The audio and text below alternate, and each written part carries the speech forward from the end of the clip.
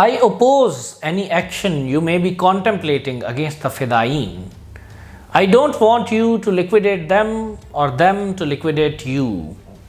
No doubt you have the strength to crush them, but to do this you will have to slaughter 20,000 people and your kingdom will be a kingdom of ghosts. I shall be telling the Fedayeen that they should not work against you because they can't provide themselves with the things your government organizes: education, communications, supplies, and so on. Both of you have to coexist with each other. It's the only way. These words of advice were uttered by Egyptian President Jamal Abdel Nasser to King Hussein of Jordan, as the latter was facing an ever-increasing threat to his writ by the Palestinian guerrillas, also known as the Fedayeen. Unfortunately, his advice fell on deaf ears, and subsequently, the fratricidal tragedy of Black September 1970 was spawned. I am Dr. Hassan Bukhari, and this is the 19th episode of our series Palestine versus Israel. In 1970, Jordan had a population of about 2 million. More than half among them were Palestinians belonging to the lands west of the Jordan River. Most of these former or current refugees were sympathetic to the Palestinian guerrillas. On the other hand, the Jordanians belonging to the East Bank or Jordan proper generally disliked the guerrillas. Hussein himself felt insecure in his throne as he wasn't a popularly elected leader and his dynasty had been founded by an imported monarch put on the throne by the British. Many of King Hussein's advisors and members of the royal family recommended strict actions against the guerrillas in order to establish his writ over the country. Hussein's intelligence agency, the Mukhabarat, had taken it upon itself to provoke the Jordanian army into vanquishing the guerrillas by infiltrating its own agents into the ranks of the guerrillas, who instigated several showdowns between the army and the guerrillas. Another factor that played a significant role in the eventual outbreak of open hostilities between the Jordanian government and the Palestinian guerrillas was the Popular Front for the Liberation of Palestine, also known as the PFLP. Founded by Dr. George Habash in December 1967, PFLP was inspired by the writings of anti-colonial thinker Frantz Fanon, who had advocated violence to combat colonialism. Habash, nicknamed affectionately Al-Hakim by the Arabs — Hakim means both physician and sage in Arabic — was a charismatic leader who had cobbled together the PFLP by managing to unite several Palestinian factions in the wake of the Six-Day War, when their erstwhile patron Jamal Abdel Nasser had been severely humiliated and discredited. After lackluster results following guerrilla attacks in the West Bank and Israel, Habash came up with a different strategy. Instead of hitting Israel on its home ground, the PFLP would attack Israelis outside Israel. This strategy resulted in multiple successful aircraft hijackings by the PFLP. These activities raised the profile of the Palestinian resistance, making King Hussein further insecure. The king also was apprehensive that Israelis might resort to massive assaults on Jordan in response to PFLP's global activities. The PFLP also wanted a more aggressive strategy to be pursued by Palestinians in Jordan. In contrast to the diplomatic Arafat, Habash wanted decisive action to overthrow Hussein and thus gain a state for the Palestinians, which could then be used as a proper springboard and safe haven for guerrilla activities targeting Israel.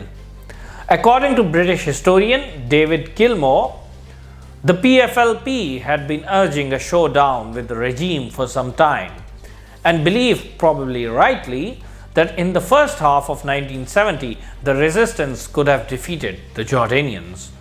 But Arafat, the diplomat, refused to take on the government and insisted on trying to reach an agreement with it.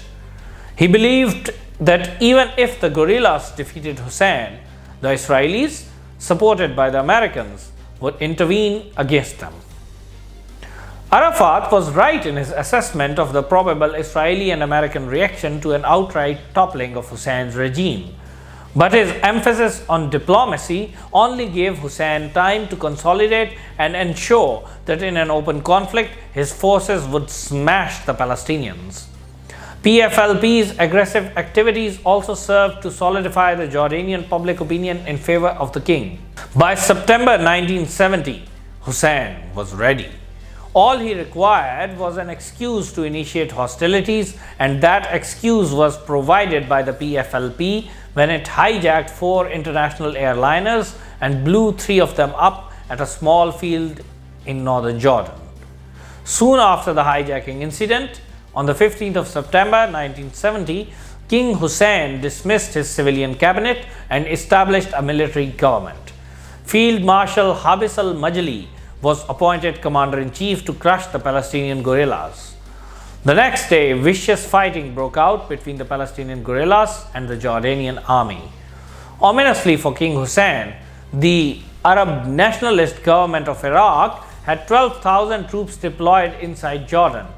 Their purpose had been to facilitate the Palestinian guerrillas in raids against Israel. Prior to the outbreak of hostilities, Arafat had been assured of Iraqi support in case of such an eventuality, but now the Iraqi government turned a deaf ear to Arafat's desperate pleas and withdrew its forces from Jordan. From the 16th of September to the 22nd, the Jordanian army pummeled the Palestinians. Then, suddenly on the latter date, Syrian armored columns entered Jordan from the north and joined the fray. King Hussein initially panicked when the commander of the Jordanian armored division tasked with the defense of the northern border fled in the face of Syrians. He requested the Pakistani military advisor to the Jordanian army and his friend Brigadier Ziaul Haq to take command of the Jordanian armored force on the Syrian front. Zia restored the situation on the front and called for air support.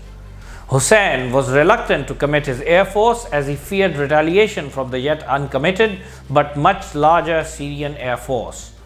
Hussein only agreed to commit his air force when he was assured by the Israelis that they would launch airstrikes on Syria if the Syrian air force dared to fight back. The Jordanian air force decisively tipped the scales and the Syrian armed forces were mauled. By the 26th of September, the Syrians had been pushed back over the border. Regarding the Syrian intervention, David Gilmour writes, "Had the Syrian regime wholeheartedly backed the guerrillas, there is little doubt that Hussein would have been overthrown.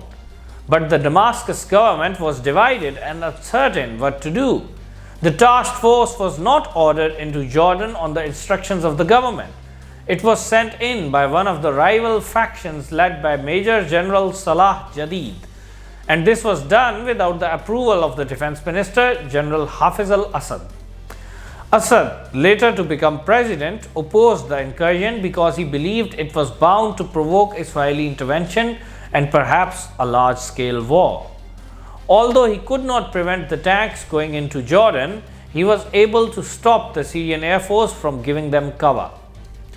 The Jordanian army, which was badly outnumbered in the north, was thus able to hold off the invaders until Hussein's own air force reached the battlefield and knocked out most of the Syrian tanks. Jamal Abdel Nasser, the chief apostle of Arab nationalism, watched the Black September events with grave concern. On the 22nd of September, he called a conference of Arab leaders. The conference was finally held on the 27th of September. Nasser successfully brokered a ceasefire. This was to prove the last success of the weary Egyptian leader. On the very next day, an exhausted Jamal Abdel Nasser suffered a heart attack and died. He was merely 52 years old. With him, Arab nationalism also practically met its demise. Nasser was a charismatic leader, but he eventually failed in almost all of his endeavors for two cardinal reasons. First, the ideology of Arab nationalism was deeply flawed. It was no more than a cheap version of European modern nationalism and was quite unsuited to the Arab and Islamic world.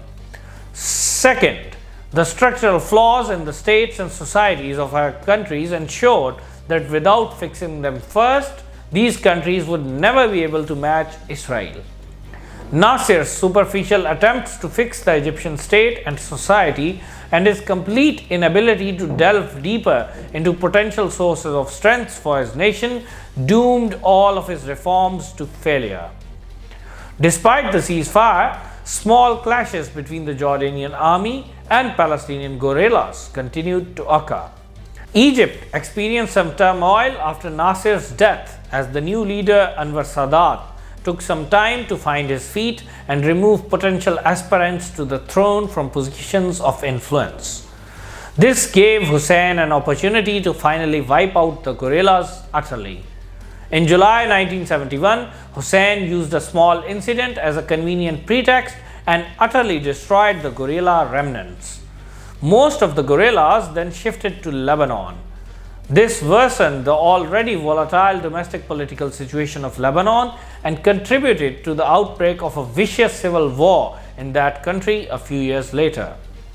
Here, it is pertinent to briefly examine the role of Israel and USA in the Black September episode.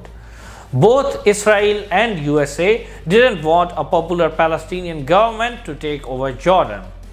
According to Howard Sacker, had the little monarch failed in defeating the Palestinians, the United States and Israel were quietly prepared to take coordinated action on their own.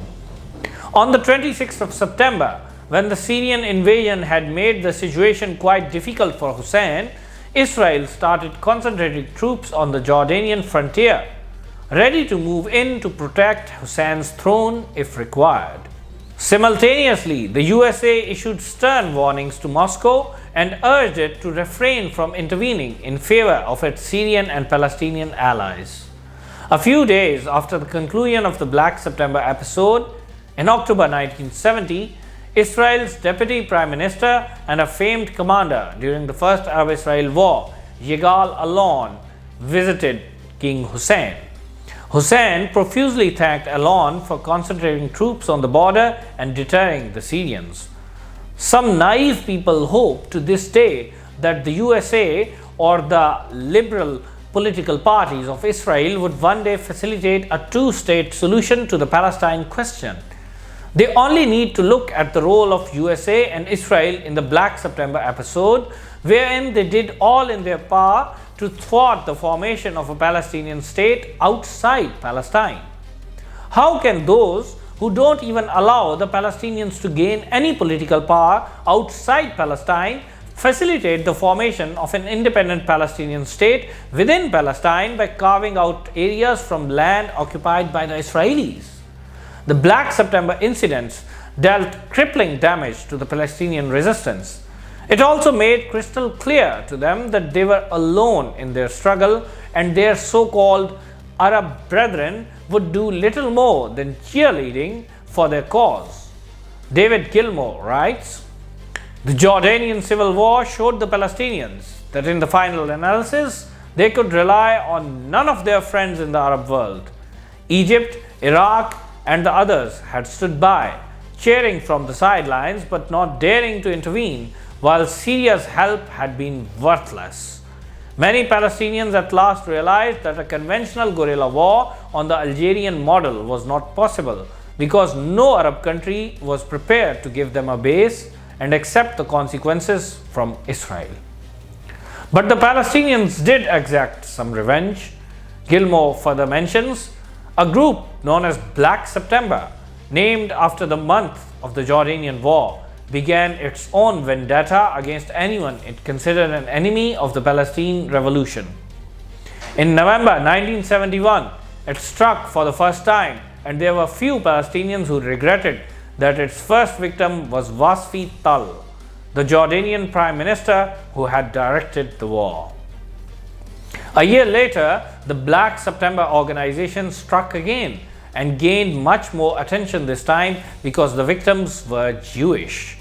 On the 5th of September 1972, In a hostage-taking operation, Black September organization members killed and kidnapped 9 Israeli athletes at the Munich Olympics.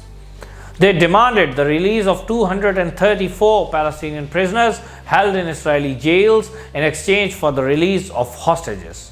The Israeli government refused the demand and also refused to negotiate. The West German government tried to mount a hostage rescue operation which failed. All the hostages and 5 of their captors were killed. In the next episode of Palestine versus Israel, we will discuss the prelude to the cataclysmic Yom Kippur War of 1973. Stay tuned, don't forget to like the video and subscribe to our channel.